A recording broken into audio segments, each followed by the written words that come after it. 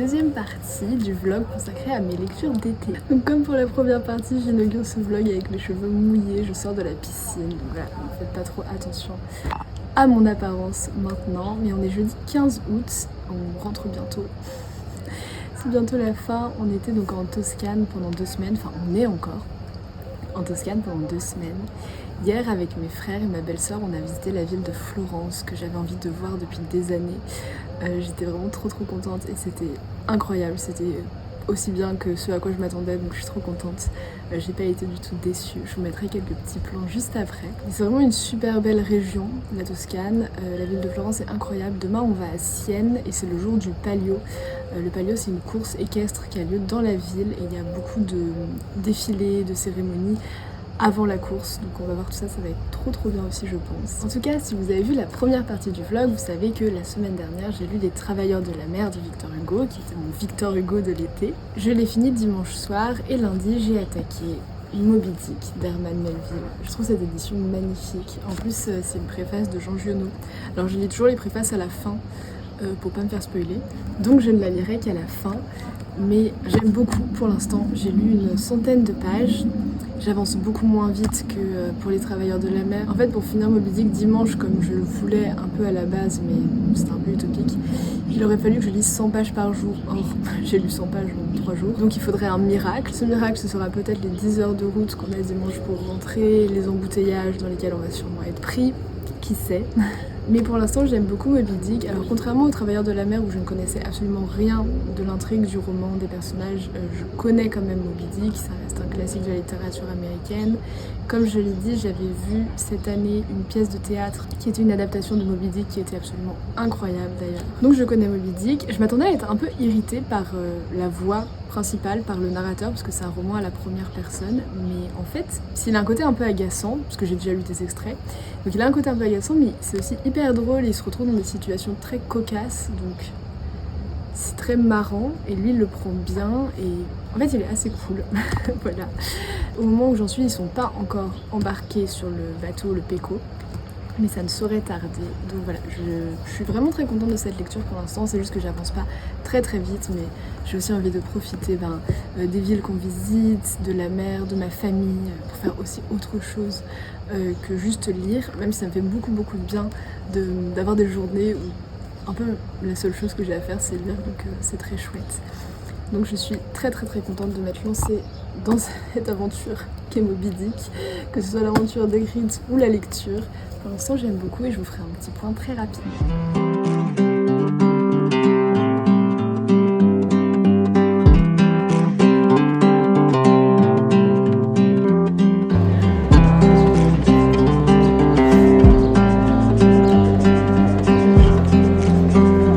Moi c'est Greg.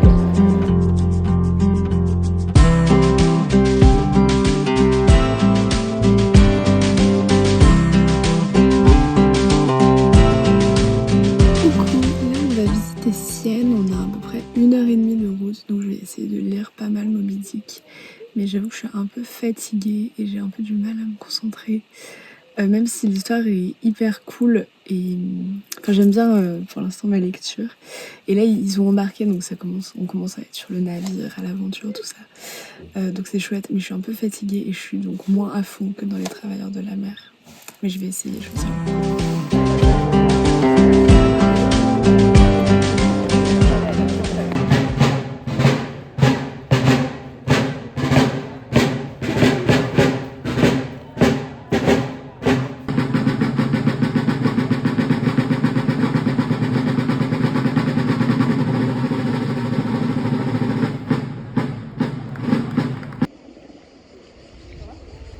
C'est le dernier jour.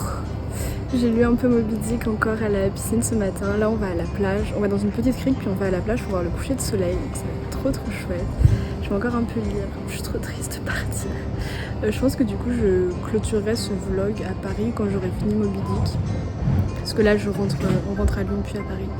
Et comme je n'ai lu que, on va dire, entre guillemets, 200 pages de Moby Dick, que même si je lis beaucoup dans la voiture demain, je pense que j'aurai pas fini avant d'arriver à Paris. Je vous emmènerai aussi dans ma petite vie après ces vacances, mais on sera encore en été, donc je pense que Je pense que ça ira, j'espère que ça vous plaira et je vous laisse encore profiter un petit peu avec moi de la plage et de la belle Toscane.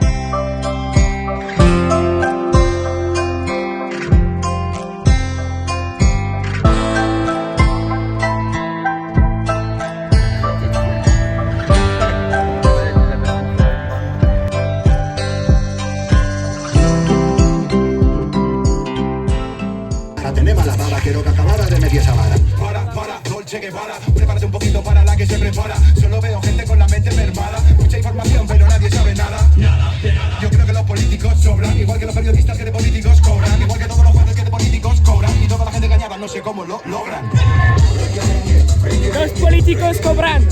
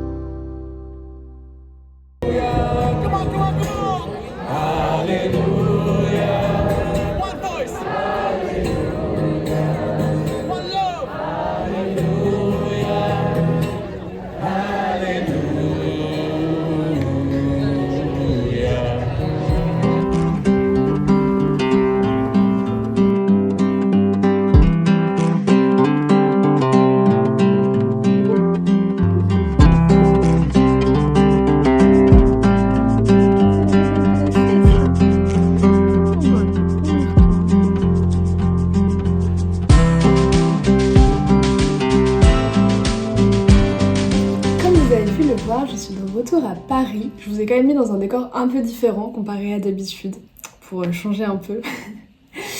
Donc je suis de retour à Paris, on est dimanche 25 août, donc ça fait une semaine que je suis rentrée d'Italie. J'ai été un peu à Lyon, en fait je suis en télétravail en ce moment, donc j'ai été un peu à Lyon et donc maintenant je suis à Paris. J'avance doucement mais sûrement dans Moby Dick, enfin surtout doucement. Je suis à peu près à la moitié maintenant, c'est vrai que j'avance pas très vite parce que j'ai repris le travail donc forcément j'ai moins de temps et j'ai aussi des amis à voir à Paris, des choses à faire, enfin voilà, donc c'est normal que j'avance un peu moins vite. Je trouve que ce texte est magnifique, je pense que je suis pas la première à le dire ni à le penser, c'est vraiment très très bien écrit, toutes les pages sur la folie d'Achab, le capitaine qui veut tuer Moby Dick parce que Moby Dick l'a attaqué et lui a mangé la jambe, en gros, enfin lui a arraché la jambe. Et en fait, pour Achab, Moby Dick incarne une espèce de force transcendante. Enfin, c'est pas tant Moby Dick, le cachalot, qui veut tuer que cette espèce de force qui l'a démembré. Il incarne ce qu'il y a de plus grand que l'homme, en quelque sorte. Donc toutes les pages sur la folie d'Achab, sur sa psychologie sont incroyables. Le chapitre sur Moby Dick, enfin le chapitre qui s'appelle Moby Dick est merveilleux. C'est tellement bien écrit, c'est plein de réflexions très justes, alors qu'on partage pas forcément tout le temps. Mais c'est tellement bien écrit, je vous lirai des passages. Là je vous reprends juste pour faire un petit point, mais je pense que je prendrai un moment pour vous citer des passages.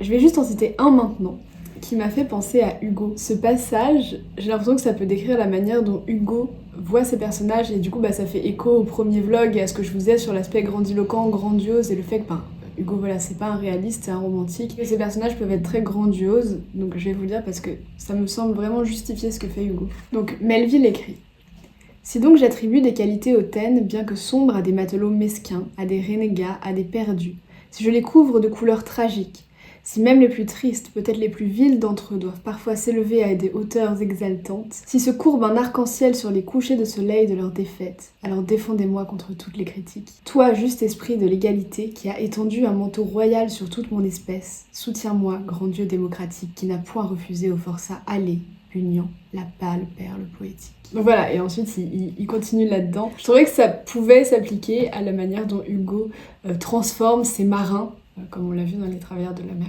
J'ai commencé à faire une petite liste des choses que je veux mentionner, et donc le style en fait partie. Il y a aussi des moments de théâtralisation qui sont super intéressants. On est presque dans une pièce de théâtre.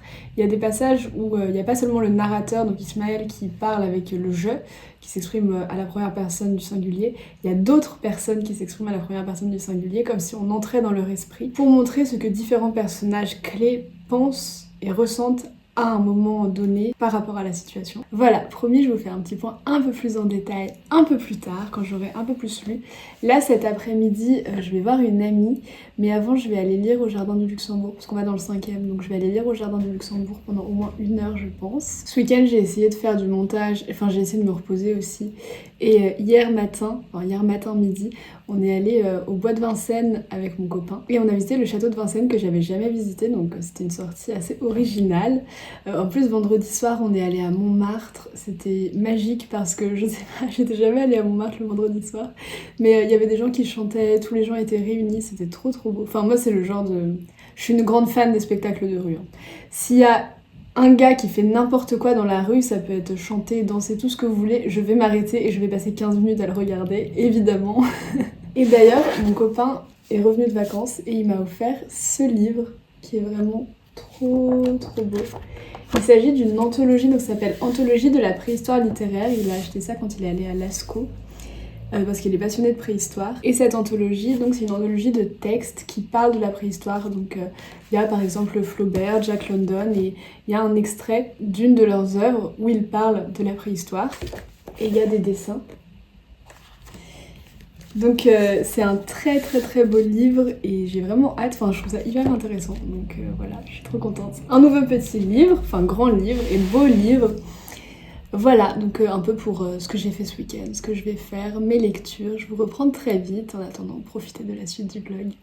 J'ai fini de monter une vidéo sur Louise Collet que j'ai trop hâte de publier. Je la publierai peut-être avant la deuxième partie du vlog parce que je mets un peu plus de temps dans ma lecture de Moby Dick, je sais pas, à voir. J'ai aussi bien entamé le montage de la foire aux questions, enfin de la FAQ, que je procrastinais. Je dois le reconnaître parce que je l'ai tournée... en juillet. En fait, j'avais tourné plusieurs vidéos avant de partir en vacances. J'avais tourné en juillet. Merci encore pour toutes vos questions. D'ailleurs, j'ai adoré filmer cette vidéo.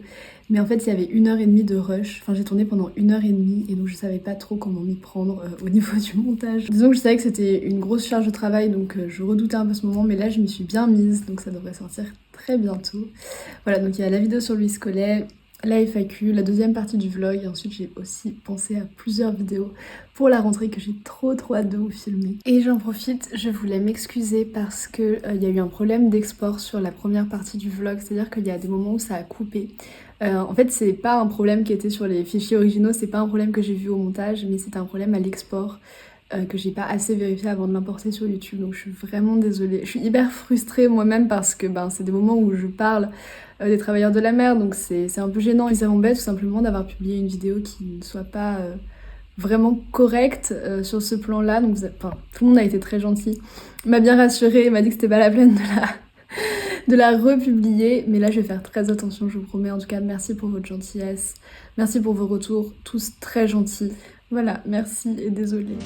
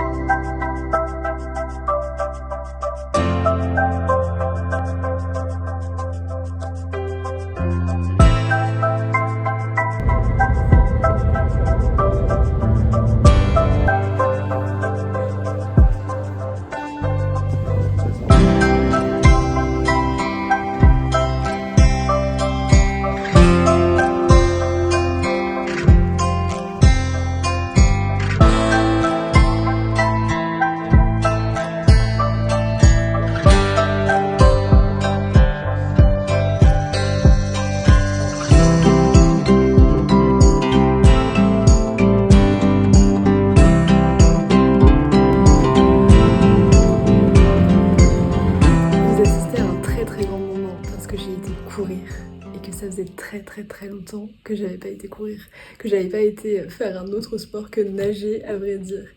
Mais ça fait trop du bien, je me sens trop bien, ça coupe avec le travail en plus, c'est trop chouette. Et là c'est juste petite soirée lecture, que ça de prévu, on va manger des pâtes au pesto et lire, ça va être trop bien. Puis je vais pouvoir avancer dans Moby Dick. Là franchement je suis presque au bout, il me reste une centaine de pages. Du coup voilà, en vrai un peu plus, mais on va dire une centaine. Il faudrait qu'il en reste un peu moins de 100 tout à l'heure. Donc voilà, je me reprendrai plus tard.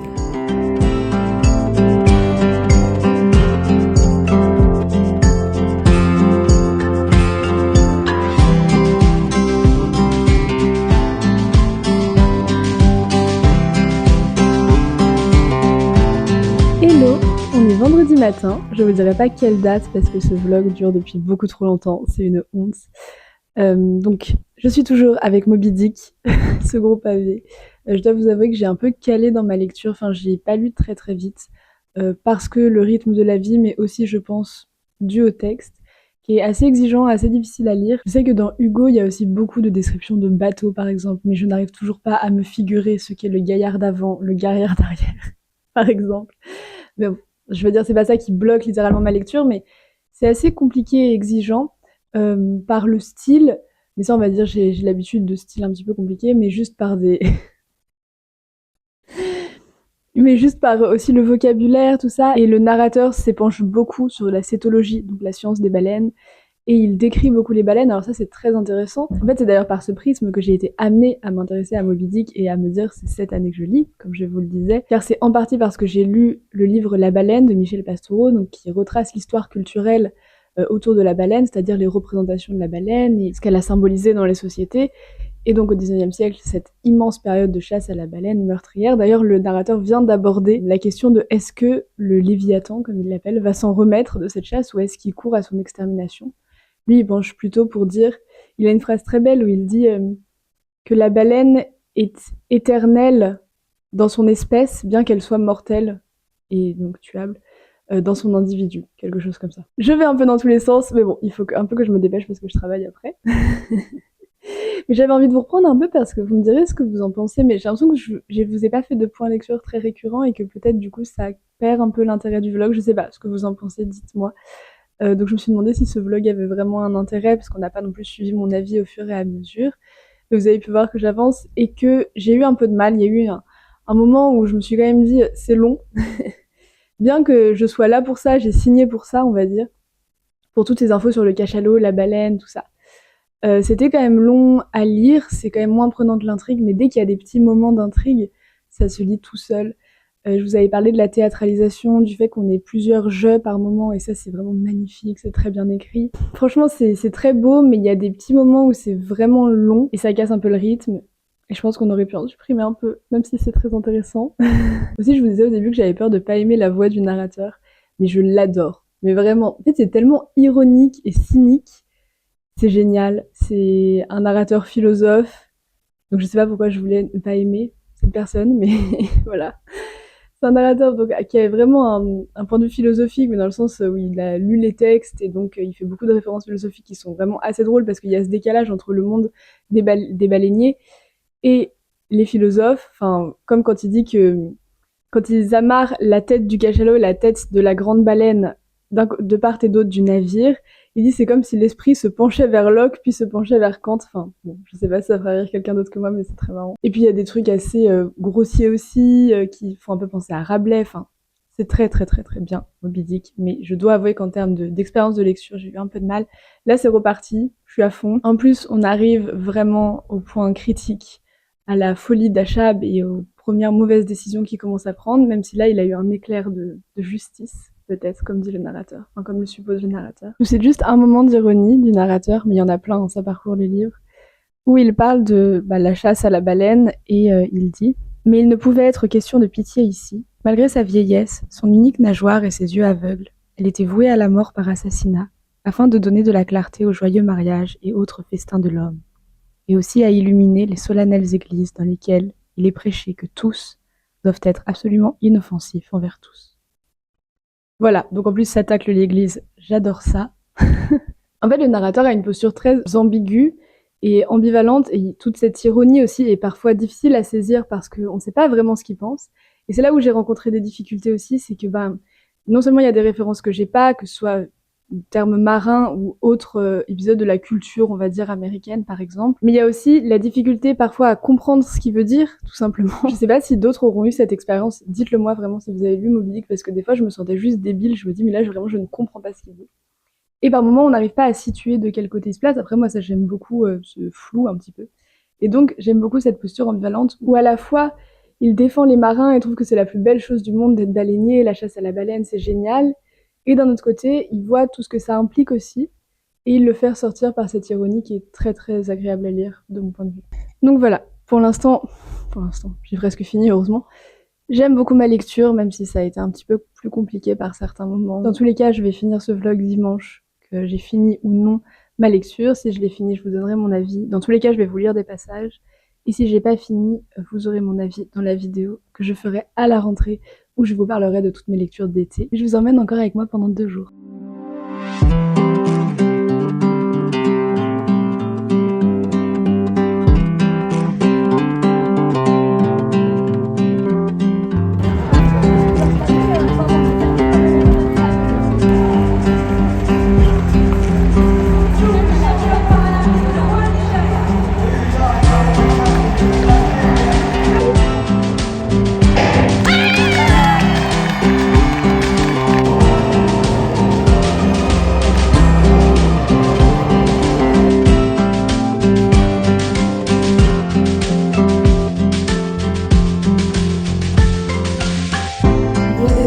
Nous sommes dimanche et je n'ai pas fini Moby Dick. Pas du tout. Il me reste une 50aine de pages.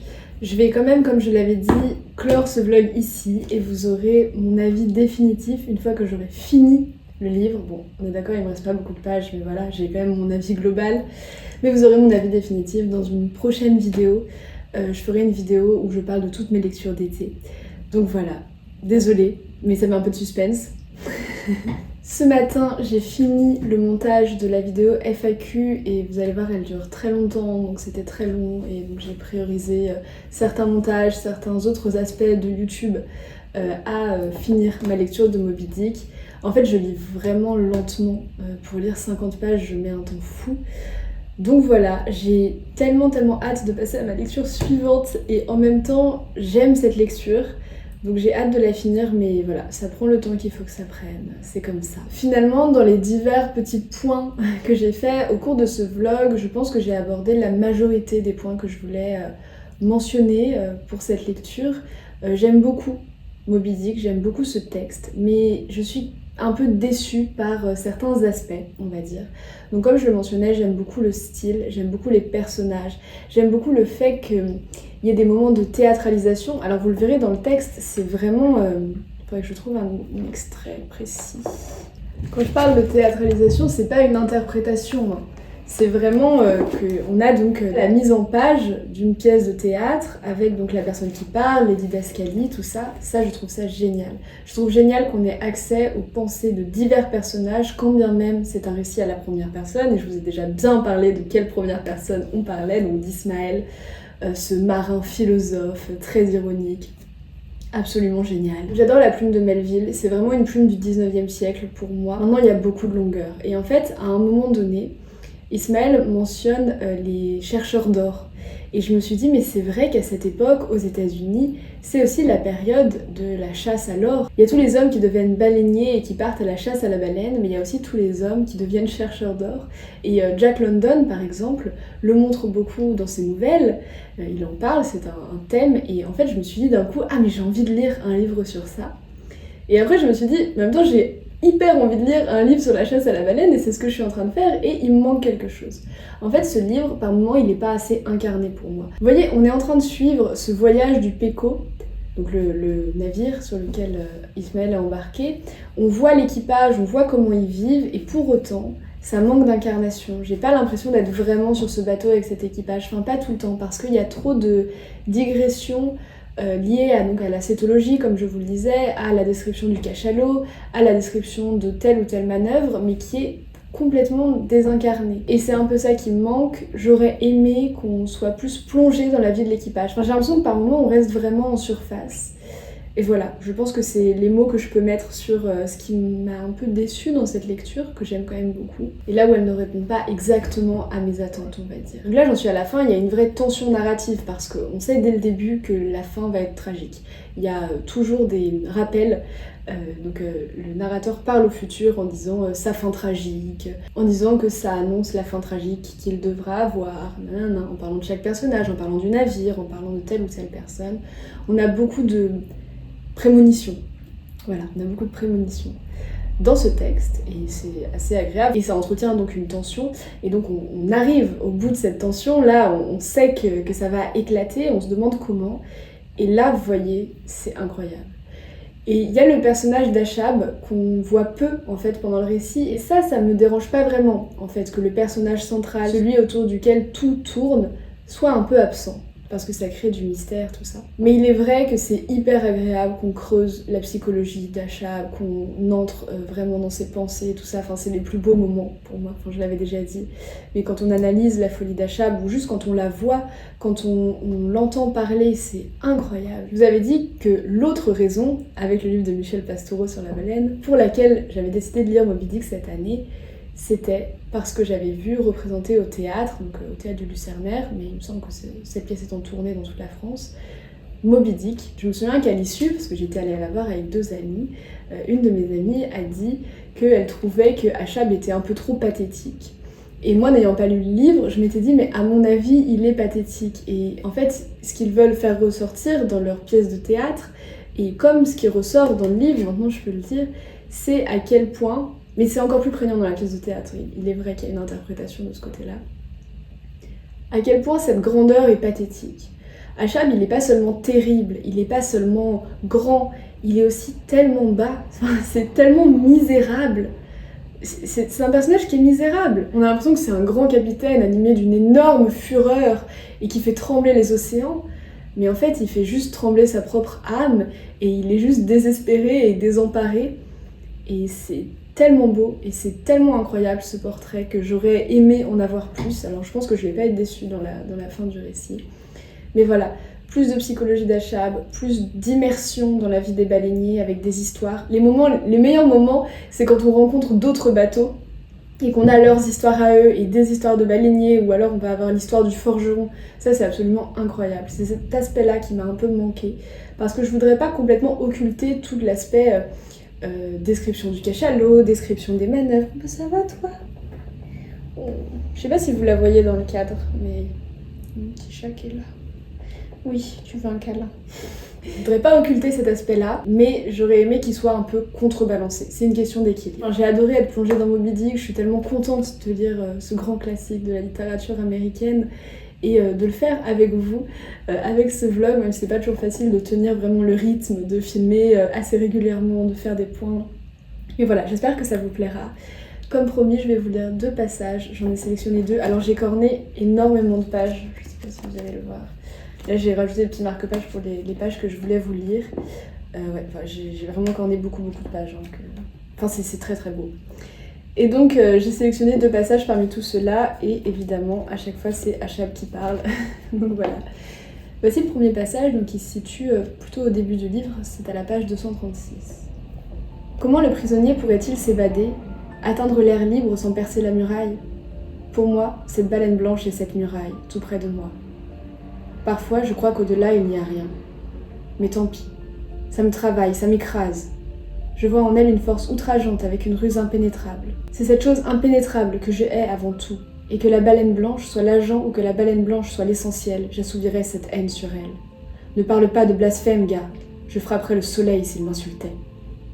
Car si le soleil peut faire une chose, moi je puis faire l'autre. Puisqu'il y a toujours une règle au jeu et que les combats de la jalousie président à toutes les créations. Voilà, donc Achab blasphème beaucoup, il se prend pour le maître du monde, il y a beaucoup de références religieuses quand il parle, il y a beaucoup de références à l'enfer. Mais mon Dieu, mais il est tellement torturé et c'est tellement incroyable à voir. Enfin voilà, il continue. Mais même cette règle du jeu n'est pas mon maître, gars. Qui est au-dessus de moi? La vérité est sans limite. Détourne tes yeux, plus intolérable que le regard flamboyant d'un démon et le regard fixé d'un idiot. Ah bien, tu rougis et tu pâlis. Ma chaleur t'a échauffé au point que tu fonds de colère. Mais vois-tu, Starbuck, ce qu'on dit avec chaleur se dédie de soi-même. Etc., etc. Là, de mémoire, on est au moment où Achab a annoncé le but véritable du voyage du Péco, qui n'est pas de tuer des baleines et de gagner de l'argent, mais de tuer Moby Dick et d'emmener tout l'équipage avec lui. Et même s'il faut perdre cet équipage et tuer tout le monde, en gros. Et Starbuck, qui est le premier second, s'oppose à ça.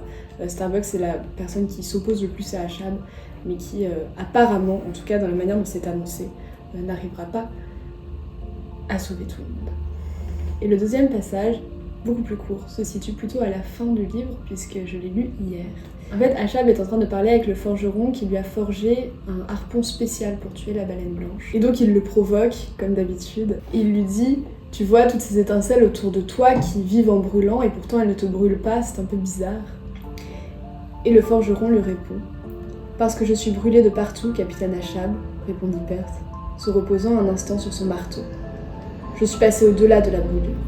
On ne peut pas facilement brûler une cicatrice. Bon, ça va. Ta voix éteinte sonne trop calmement, trop sainement triste pour moi. Je ne suis pas moi-même en paradis. La misère des autres, quand elle n'est pas folle, m'impatiente. Tu devrais devenir fou, forgeron. Dis-moi, pourquoi ne deviens-tu pas fou? Comment peux-tu durer sans devenir fou? Est-ce que le ciel te hait encore que tu ne puisses devenir fou? Qu'est-ce que tu faisais là? Voilà. Ça en dit beaucoup, vous avez un petit aperçu d'Achab, vous avez un petit aperçu du style de Melville, vous avez un petit aperçu de ce qu'il y a de plus grand et de plus beau dans ce roman, à mon sens. Je vous remercie d'avoir passé ces quelques semaines avec moi, parce que, étendu sur les 2 vlogs, ça fait vraiment plusieurs semaines. Je suis vraiment ravie d'avoir fait ces 2 petits vlogs lecture. Je pense qu'il y aura un autre vlog assez prochainement, dans les mois qui viennent, parce que je vais partir en vacances quelque part, j'ai trop hâte. Donc voilà, sans doute que je vous ferai un petit vlog différent, très différent, dans les mois qui viennent. Je voulais juste vous dire que j'avais acheté Ravage de Violette le Duc. Enfin, je l'ai annoncé sur Instagram, ça fait un moment que je l'ai acheté. Mais donc je suis allée acheter Ravage de Violette le Duc, qui est mon dernier livre à lire cet été. L'été n'est pas fini, on a jusqu'au 21 septembre, donc je vais me dépêcher, j'ai vraiment trop hâte de le lire.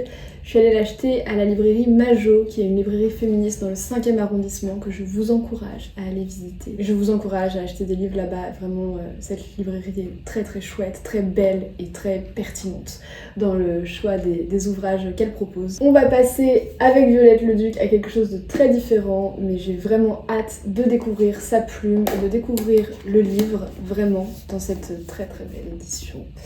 En tout cas, je vous souhaite à vous aussi de faire de très belles lectures et je vous dis à bientôt pour une prochaine vidéo. Prenez soin de vous. Salut!